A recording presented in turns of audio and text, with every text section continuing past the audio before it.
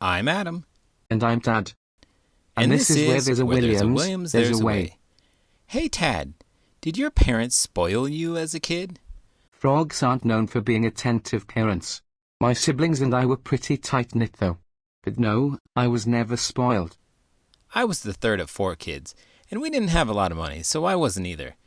Not only that, my birthday is 4 days before Christmas, so I got a lot of combo gifts over the year. What do you mean, combo gifts?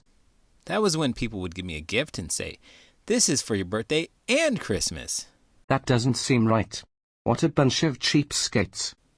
You're preaching to the choir, sir. My mom did a really good job of never doing that to me. Now my son's birthday is 3 days after Christmas, and I try and keep the two separate. In today's book, Fuddles the cat doesn't feel like he's being spoiled enough either. Let's get started.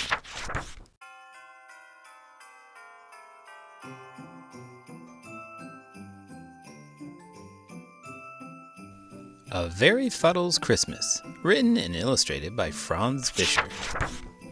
Fuddles was a fat, pampered cat. His family spoiled him endlessly. One day, a yummy aroma awakened Fuddles from his catnap. "What's that?" he wondered. He followed his nose into the dining room. Wow! Look at the delicious meal his family made just for him. Fuddles was about to dig in when... "Fuddles, that's not for you!" He dashed into the living room where he found toys and treats just for him. "Fuddles, don't touch! Stay away! Be careful!" It must be hard being given everything that you want. Then one day you can't have anything. I'm personally not the type of person to spoil my kids with gifts. But they still get Christmas gifts, right? Yes. They still get gifts, but not nearly as much as many of their friends. My wife and I prefer to provide them with experiences over things. What do you mean? Do you remember what you got for Christmas when you were 8 years old? I don't know. Maybe a board game. Or a puzzle. I can't remember. Exactly. People don't necessarily think back and remember the gifts that they got. They remember the things that they did and the people they did it with. So what type of experiences have you had? For instance, we have gone on a cruise for Christmas before. You took a Christmas vacation? We sure did. That sounds like a fantastic gift. That's what we thought. Now the kids think back and remember when my son won a hole-in-one competition, or when we visited some Mayan ruins in Belize. I want to spend Christmas at your house. Or more appropriately, away from my house. But remember, it isn't about a pile of gifts for us. But then Fuddles saw the best gift of all, a tree. A tree with twinkling lights and glittering stars just for him. To climb. Oh no, Fuddles, no, no, no! Fuddles ran as fast as he could. Before he knew it, he was outside. He looked around in amazement. What was all this white stuff? What happened to the green grass and leaves? Where were all the flowers? And it was cold. Very cold. Fuddles had to get back inside, but now the door was closed. He called his family, but they didn't hear him or see him. Maybe the back door was open. Whoops.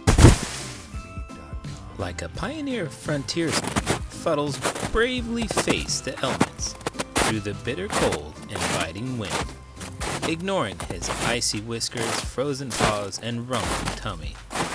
Where was that door? This is turning into a Home Alone scenario. What do you mean by that?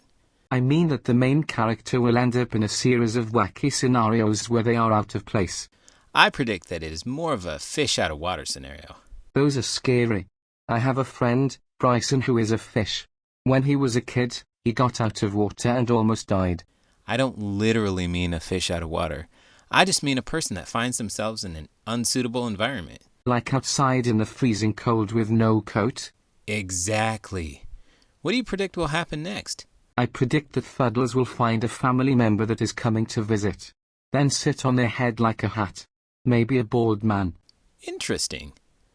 I would never have guessed that. Let's see what happens. Danger lurked everywhere. Ow!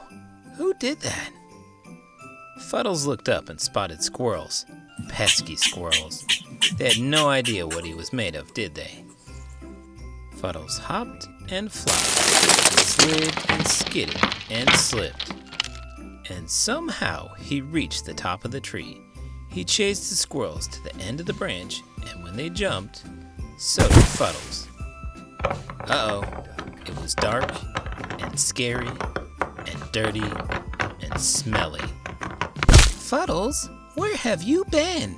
Asked Mom. Just be glad we didn't light the fireplace yet. A warm bath, a soft towel, a sweet scent, and a home-cooked meal just for him. Merry Christmas, Fuddles. It turns out that he came down the chimney like Santa Claus. That squirrel probably thought that Fuddles seemed pretty silly. Because he wasn't very good at a snowball fight? No, because even though he was a cat, he couldn't do things that regular cats could do very well. Like climb a tree? Precisely. Why do you think that he was so bad? Is it because he's inside all this time? Probably a little of that, but mostly because he's fat and lazy, because he has everything done for him. He did have a pretty big plate of food. I couldn't eat that, but I'm pretty small. I'm a full-size man, and I couldn't eat what Fuddles had on his plate. He had his own personal cooked bird, for goodness sake. I think that he got the best of both worlds. He got all the gifts and an experience that he'll always remember. That's true. Speaking of remembering things, if you've enjoyed this video, don't forget to give it a thumbs up and subscribe to the channel. I'm Adam. And I'm Dad. And this is Where There's a Williams, There's a Way. Did you know, for nearly 20 years, an orange tabby cat named Stubbs was the mayor of Talkeetna, Alaska. It never raised taxes and didn't collect a salary. He did, however, receive free housing at Nagley's General Store.